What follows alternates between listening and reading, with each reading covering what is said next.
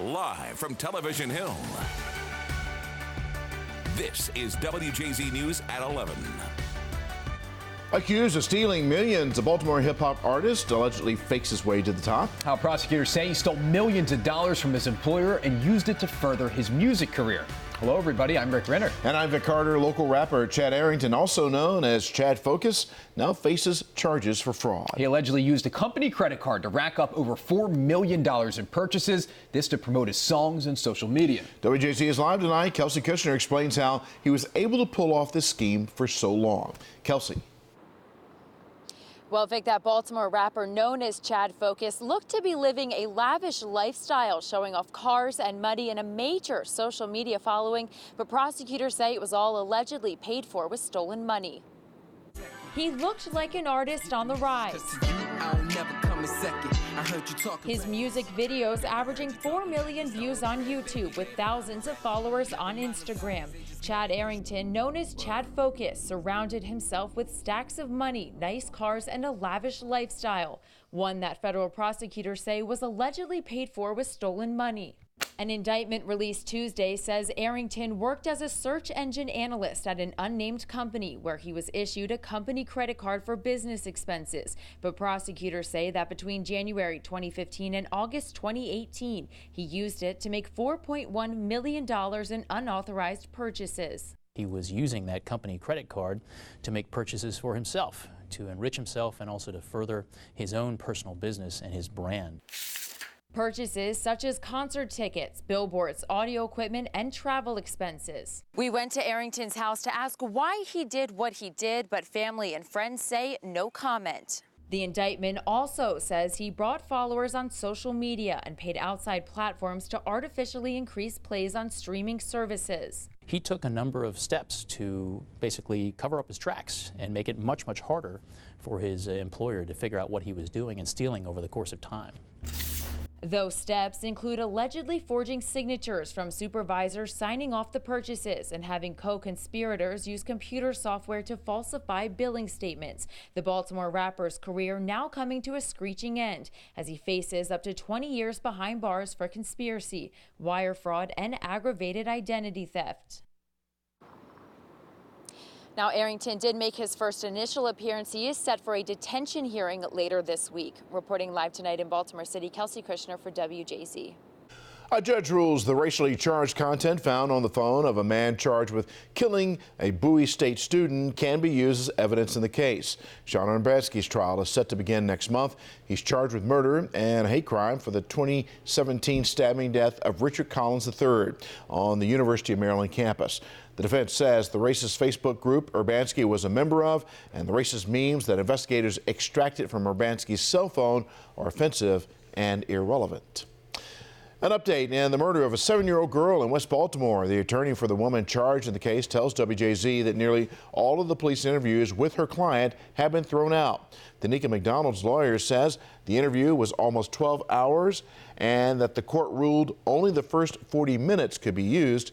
Her attorney also says a judge is deciding whether DNA and phone evidence could possibly be thrown out. McDonald is charged with accessory after the fact in the shooting death of 7-year-old Taylor Hayes. Her boyfriend is charged with murder. A possible assault inside an Uber now under investigation in Baltimore County. The alleged crime happened late Saturday night in the Mays Chapel area. WJZ investigator Mike Helgren reports so far no charges have been filed against the driver. Baltimore County police say a father became concerned about his daughter's whereabouts Saturday night. So using an app, he tracked her to an Uber in Mays Chapel. The Uber driver had pulled over on Timonium Road and was in the back seat with the man's daughter. Police are investigating whether he sexually assaulted her. There were words exchanged between the victim's father and the Uber driver. The Uber driver then got into the front seat of the vehicle and drove off. Police have not filed any charges against the Uber driver at this point. Right now, we're classifying this as a rape investigation. We're going to kind of try to continue to talk to the victim, and a very crucial part is that we need a victim to participate throughout the investigation. Scary. The allegations concern Debbie Ford, who lives in the area and uses the ride-sharing app. That's really scary. I thought they would screen their drivers a lot more than that. Are you surprised it happened here? Very, yeah. I mean, I guess it can happen anywhere if you're using Uber. Uber tells WJZ what's been reported is appalling beyond words. We removed the driver from the app as soon as this was reported to us. Thank you for sharing that information with me. Uber unveiled protections last year in the wake of several reported sexual assaults nationwide. Among the safeguards, every trip is GPS tracked, and riders can designate trusted friends and family to follow their trip. Uber says it does yearly criminal background checks on drivers. The company says they are working closely with law enforcement in the Mays Chapel investigation. You depend on them, right? That the person's going to be safe and get you home safe. Police say this incident was isolated. They do not believe there are other victims. Corporal Vinson is unsure whether the same driver also worked for Lyft. At Baltimore County Police Headquarters, Mike Helgren, WJZ. Brand new policy is being adopted by Baltimore City Police, and it has to do with body-worn camera video.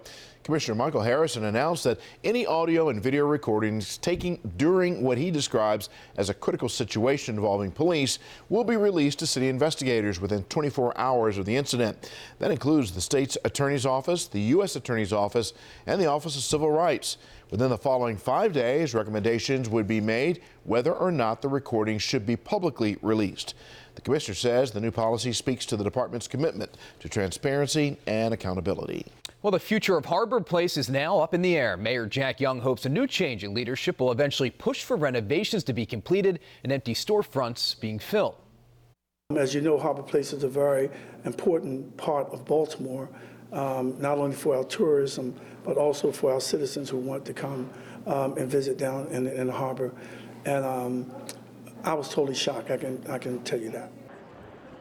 After years of problems, a Baltimore Circuit Court judge has appointed a receiver to take control of the city's crown jewel retail space, opening the way for a sale. Now, the city owns the land and not the buildings, but still has a tremendous stake in the success of Harbor Place. The mayor says he hopes to speak to the receiver soon about the plan moving forward. And new rules could be coming for electronic scooters in the city of Baltimore. The city's Department of Transportation announced a list of proposed regulations, this for dockless vehicles. Some of the possible rules, well, they include a citywide speed limit of 15 miles per hour and a reduced speed of 8 miles per hour around the inner harbor. The proposal also calls for no ride zones close to M&T Stadium and Camden Yards as well. It's being called the Charm City Games, and it's kicking off next month in Baltimore. City officials reveal plans today for a series of sporting events for children. WJZ is live at Druid Hill Park. Paul Gessler is where these games will be played. Paul. Well, hey, Vic, yes, the inaugural Charm City Games kicks off in 38 days with many of the events right here in Druid Hill Park. Get yourself set up for an angle. Harry Jenkins works with his 10-year-old son, Zeppardy, on his basketball skills. Zeppardy is still 2 years away from participating in the new Charm City Games, set for next month, July 13th through 20th. The Baltimore Olympics, you may as well call it, for ages 12 to 14. The games will span across the city, tennis and soccer at Druid Hill Park, with track and field events at Frederick Douglass High School. The basketball tournament will be held at 2 rec centers here in the city, one at Rita Church over in East Baltimore, the other here in Northwest at C.C. Jackson Rec Center. I think it's great. I mean, it's way more than what we had when we was growing up. It's fun. It's something different. They're not getting in trouble. They're not in school doing bad things. They're not getting hurt being outside. They can be with people who can protect them and have fun. The city's Rec and Parks Department has a $100,000 budget from its sports budget for the games, making participation free. Teams organized by council district. We want our kids outdoors, enjoying our spaces, our parks, our amenities. It's better than being on the street. It's something for them to do since they claim they have nothing to do. Kids in the summer, they just stay home and not do anything, and this is something they could do. Back live now here in Druid Hill Park. Sign-ups for both participants and volunteer coaches is available through the city's Recs and Parks website. We've made that available on WJZ.com as well as my Twitter and Facebook pages. We're live in North Baltimore this evening. Paul Gessler for WJZ. Love this idea. I hope it draws a lot of kids to participate. I think it's going to be a great competition. I thought we were going to see Paul Gessler shooting a basketball there. Yeah, really. I was waiting for it. He keeps his talents hidden. You know, it's really good. You're right. Coming up, a dangerous situation unfolds as a trooper in Florida is hit by an escaping vehicle. What led to the wild chase, and an update on the victim's condition. Plus, an Ohio doctor in handcuffs accused of killing his patients. Why prosecutors say he intentionally gave them lethal amounts of fentanyl. A mystery surrounding the death of a Maryland couple while vacationing in the Dominican Republic. I'm Kimberly Eaton with the questions now in that investigation. That's next on WJZ. A warm but a little less humid day tomorrow. We'll take a look at that 7-day forecast coming up.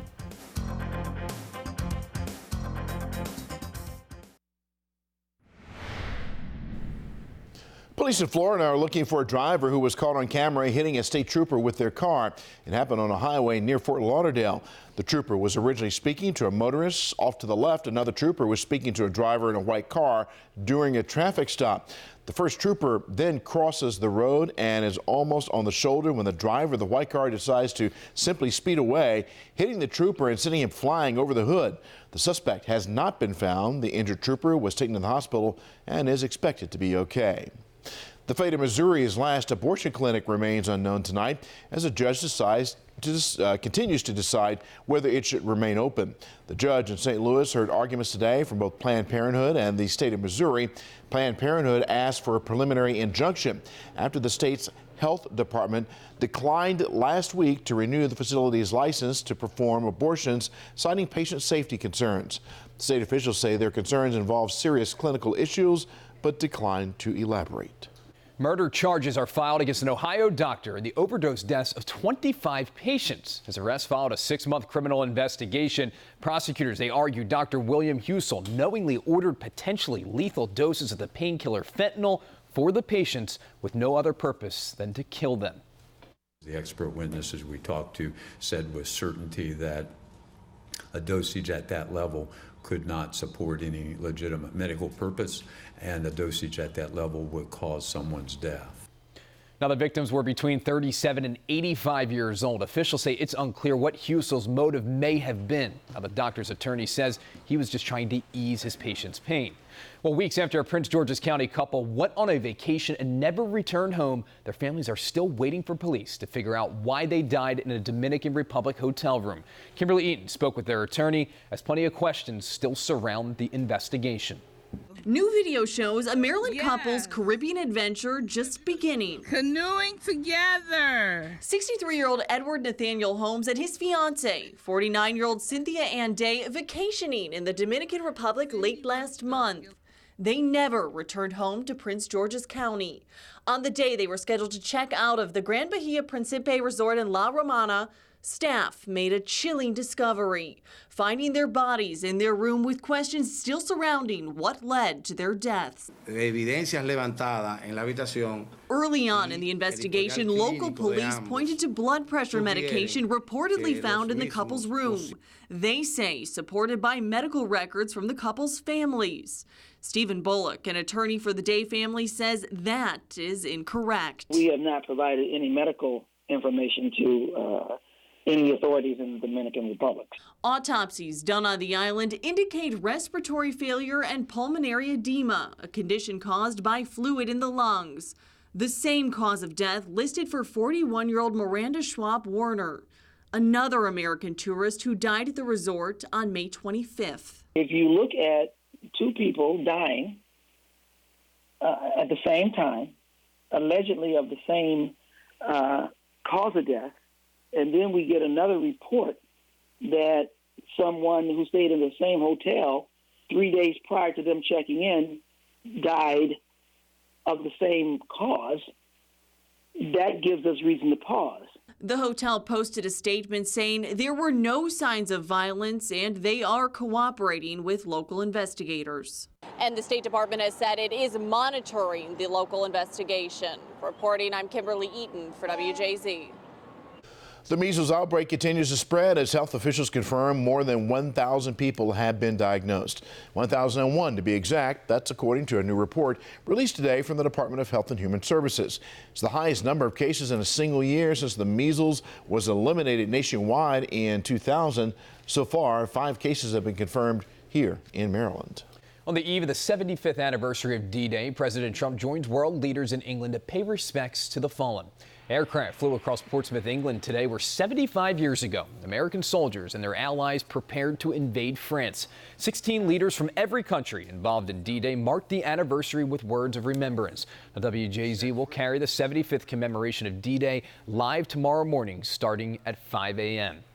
And several men in parachutes fell from the sky to honor the anniversary in France, including one 97-year-old who made a similar jump back in 1944 during the actual battle. Tom Rice is part of the 101st Airborne, which fought against Germans in nearby cabbage patches. Now, the veteran prepared for 6 months with a physical trainer just so he could accomplish today's jump. And he made it with no problem That's at all. unbelievable. That's incredible. Well done. He was just a kid back in Absolutely, 1944. yeah, teenager. It's amazing. We saw some of those interviews with those gentlemen. It was amazing. They're 96, 97 years old. Incredible stuff. All right, let's take a look at the temperatures. Pretty warm and rather humid out there, but sort of comfortable, actually. Low to mid 70s most places. Twilight in Waynesboro, 71. Dave, 71. Dean at 72 in Aberdeen and 77 so at the airport. It's pretty warm. Humidity at 77%. We had hardly any rain at all from all that activity that we expected. All of it was southeast of us. Humidity up there right now, the dew point at 69 degrees. It will be a little drier tomorrow. South-southwest winds at 6. Tomorrow the winds will shift more to the west. It will dry things out a little bit. The barometer is steady to 9.77. Right now, 71 at Ocean City and Rehoboth, 73 Westminster, 61 at Oakland, 75 in D.C. The shower activity, it's still continued to move away from our region. We've had a few pop up in the last hour or two around the Baltimore, D.C. area. Nothing heavy, but some light showers, just enough to mess up your clean car. North of us, frontal boundary showing hardly any activity now. We had some pretty good thunderstorms earlier. It's kind of weakened, but it'll cross the region tomorrow. Maybe another shower overnight and during the morning hours. And then somewhat drier air coming in tomorrow afternoon as the winds go back more to the north. So it shouldn't be a horrible afternoon. It'll be warm tomorrow, mid-upper 80s again. We only got to the low 80s today, which kind of put a cap on some of the severe weather. It just continues south of us. As you see offshore now, a lot of activity. Extreme southern Maryland and southern Delaware also seeing some pretty decent showers. So the front goes through the area. We'll dry out tomorrow. Friday looks like a really nice day with sunshine, lower humidity. Same thing for Saturday. The front stays south of us. All the activity stays south of us. Sunday, probably close enough to see some scattered shower activity developing Sunday. And early next week, this low is probably going to bring us a risk of some showers for Monday and Tuesdays. Overnight tonight, shower possible, 68 degrees by morning. Tomorrow's a warm night. Still spotty shower possible, 87, a warm afternoon, but not as humid as it was today. 82 degrees on Friday. That's about 2 degrees above normal, but it'll be dry, lower humidity on Saturday. 81, a beautiful start to the weekend. Really nice sunshine, down to 62 on on Sunday. There could be a brief shower, 78, and on Monday, Tuesday, and Wednesday, right about normal, 80, 79, and 80, a little more humid, and yes, Monday and Tuesday, probably a pop-up shower or a thunder shower each of those days before Wednesday it clears out once again. So not a horrible weekend really coming our way. You got to get home and rest because you got to be up in the morning for The Price is Right. Absolutely. I love that show. Yeah, you got to be up for the auditions that could be coming up tomorrow. I never miss it, honestly. Yeah, no question at all. Okay. That's right. The Price is Right hosts a local casting call tomorrow at Live Casino and Hotel in Arundel Mills. Now, 2 lucky people, they're going to get to fly to L.A. The casting call starts at 10 a.m. And if it can't get any better, Marty Bass, well, he's going to be there live throughout the morning. So get there early and you might get the chance to be on WJZ. For more information, go to WJZ.com. And if you win a car, Rick wants a ride. I want a ride. Bob might try and take it from you, but... All right, check in with Lynn Bowie, Tim Williams, and Marty Bass tomorrow morning on WJZ, starting at 4:30 a.m. for updated news, weather, and traffic. And it was a rough and tumble night in Texas for a couple of Orioles. We'll have the story coming up next in Sports with Rick.